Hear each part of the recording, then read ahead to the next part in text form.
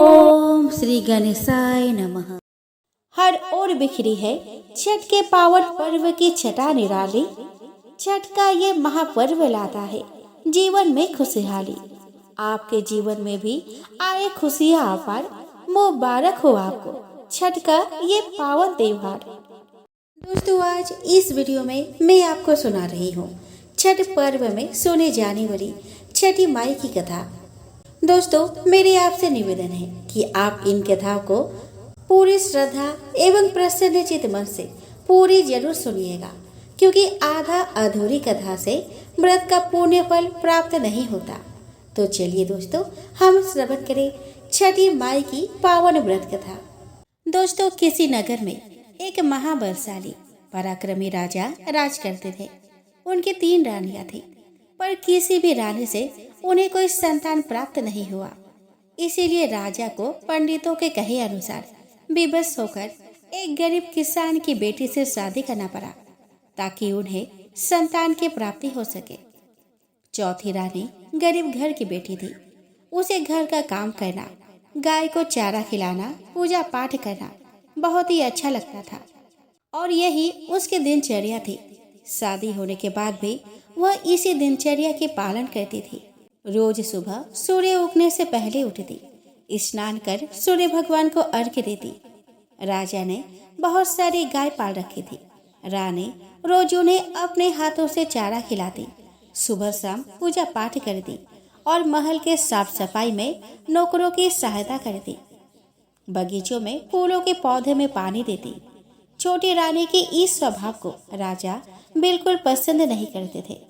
राजा की तीनों रानियां छोटी रानी से बहुत ही ईर्ष्या करती थी, क्योंकि वह रूपवान थी और राज्य के सभी प्रजा का दिल उसने बहुत ही जल्दी जीत लिया था। छोटी रानी सादा भोजन करने वाली, ईश्वर पर विश्वास करने वाली, सादी जिंदगी जीने वाली थी। महल के ऐशो आराम में रहने की उसे आदत ना थी, पर वह सच्ची नीयत से और पूरी ईमानदारी से अपने पत्नी धर्म निभा रही थी। वह महल के रीति रिवाजों को और नियमों को धैर्य के साथ सीख रही थी।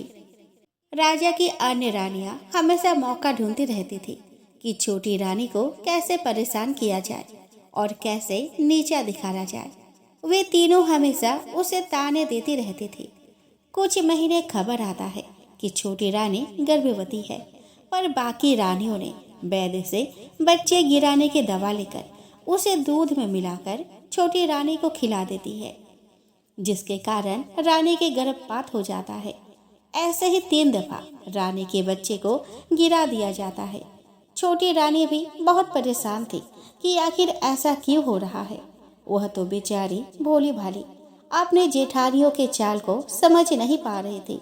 राजा तो पहले से ही छोटी रानी को पसंद नहीं करते थे और ऐसी घटना के बाद तो उसे राजमहल से निकालकर बाहर बनी एक अंधियारी कोठरी में रख दिए।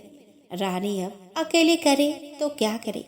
रानी उस कोठरी में स्वयं ही खाना पकाती, आसपास के बगीचे की साफ सफाई करती, पेड़ पौधों के ध्यान रखती, सुबह शाम पूजा पाठ करती।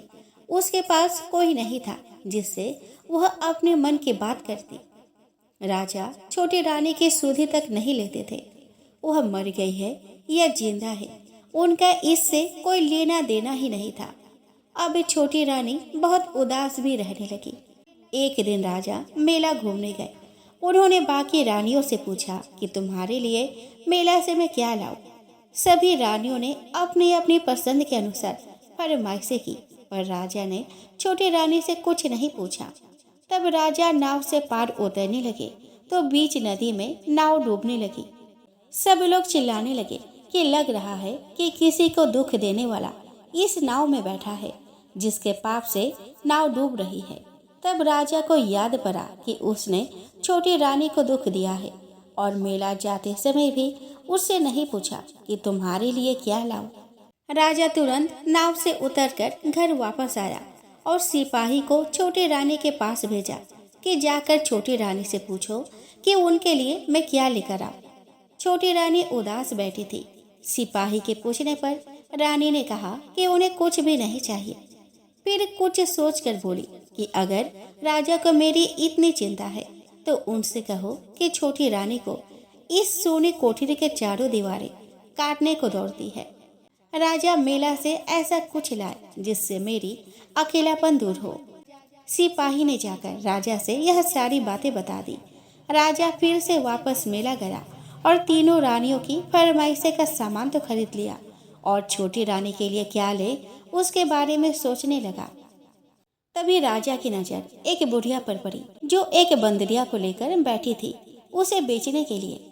राजा ने उस बुढ़िया से उस बंदरी को खरीद लिया और महल वापस आ गया और सबको उनके लाई वस्तुओं को दे दी। छोटी रानी बंदरी को देखकर उदास हो गई और उलझन में पड़ गई। वह अपने नसीब पर रोने लगी।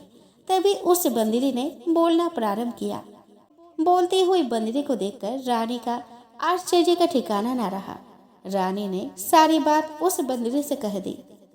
बंदरी ने रानी को समझाया कि वह जैसा कहती है वैसा ही करती रहे। साथ ही बंदरी ने रानी को छठ महापर्व की महिमा भी सुनाई और उससे छठ व्रत करने को कहा। उसने रानी को 12 बरस के छठ व्रत करने को कहा। पहला बरस कार्तिक का महीना आया। रानी ने छठ का व्रत किया। रानी ने पहला दिन नहाई खाई की, दूसरे दिन खरना की, तीसरे दिन संध्या अर्घ्य दिया और चौथा दिन प्रातःकालीन अर्घ्य देकर व्रत का पारण किया। कुछ दिन बाद षष्ठी माँ की कृपा से राजा रानी के कोठरी में आ गए। बंदरी ने रानी से कहा कि आप जाकर राजा से कह दो कि आप गर्भवती है। रानी ने ऐसा ही किया।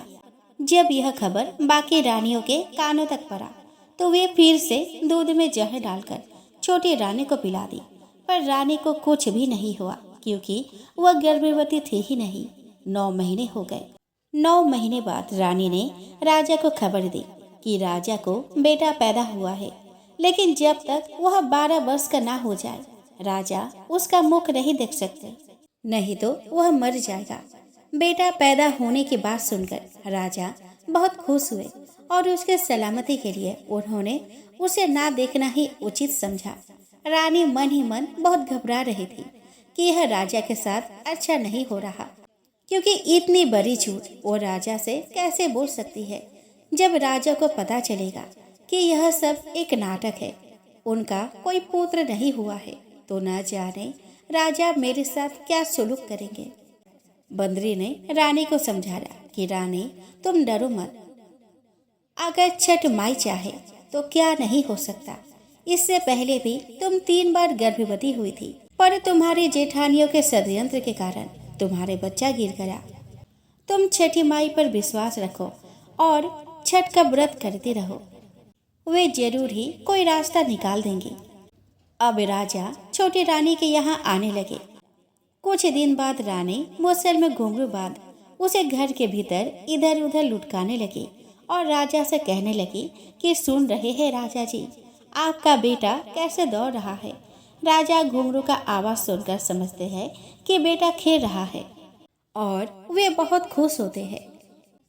छोटी रानी सच्चे मन से पूरी विधि विधान से प्रत्येक वर्ष छठ का व्रत करने लगी एवं छठी माई एवं सूर्य भगवान से गुहार लगाती रही।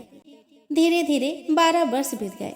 तब राजा ने कहा कि अब बेटे को दिखाओ। रानी कहने लगी कि अभी नहीं राजन, जब उसका विवाह हो जाएगा वह दुल्हन को ले आएगा, तब आप उसे देख लीजिएगा। राजा जल्दी जल्दी अपने बेटे के लिए दुल्हन ढूंढने लगे। बहुत सारी राजकुमारियों का खबर आने लगा। एक अच्छे से राजकुमारी से उसका विवाह तय हुआ। अब शादी का घड़ी नजदीक आ गया। रानी अब करे तो क्या करे। रानी ने बंदरी के कहे अनुसार कुम्हार से एक मिट्टी का पुतला बनवाई और उसे सुंदर कपड़ा पहनाकर चौक पर बैठाया और बगल में खुद जाकर बैठ गई। सिंदूर दान होने लगा तो उसने पुतले के हाथ से झट से सिंदूर लगवा दी। बारात विदा हुआ। दुल्हन डोली पर बैठी। रानी भी उस पुतले को लेकर डोली में बैठ गई और महल को आने लगी। रानी ने किसी को भी अपने पुत्र को देखने को नहीं दी। महल लौटकर रानी ने उस पुतले को एक कमरे में लेटा दिया और उसे कंबल से उड़ा दिया।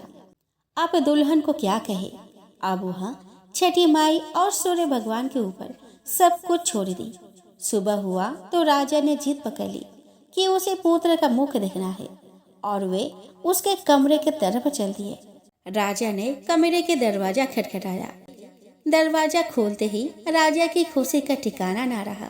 दरवाजे पर 12 वर्ष का एक नौजवान लड़का खड़ा था और उसके बगल में उसकी नई नवेली दुल्हन।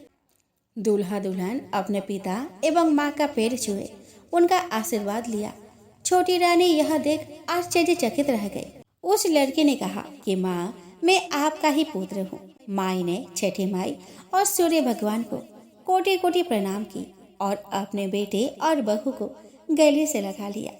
तो जय हो छठी माई, आपने जैसे छोटी रानी की पीड़ा हरी, उन्हें पुत्र प्रदान किया। कथा सुनने वाले माताओं की हर मनोकामना पूरा करना, उनके पुत्र को लंबी उम्र प्रदान करना। जिन बहनों की गोद अभी तक सुने हैं, उनके गोद भरना। दोस्तों, कहानी अगर अच्छी लगी हो तो लाइक करना ना भूलें और ऐसे ही नई कहानी सुनने के लिए हमारे चैनल को सब्सक्राइब करें। धन्यवाद।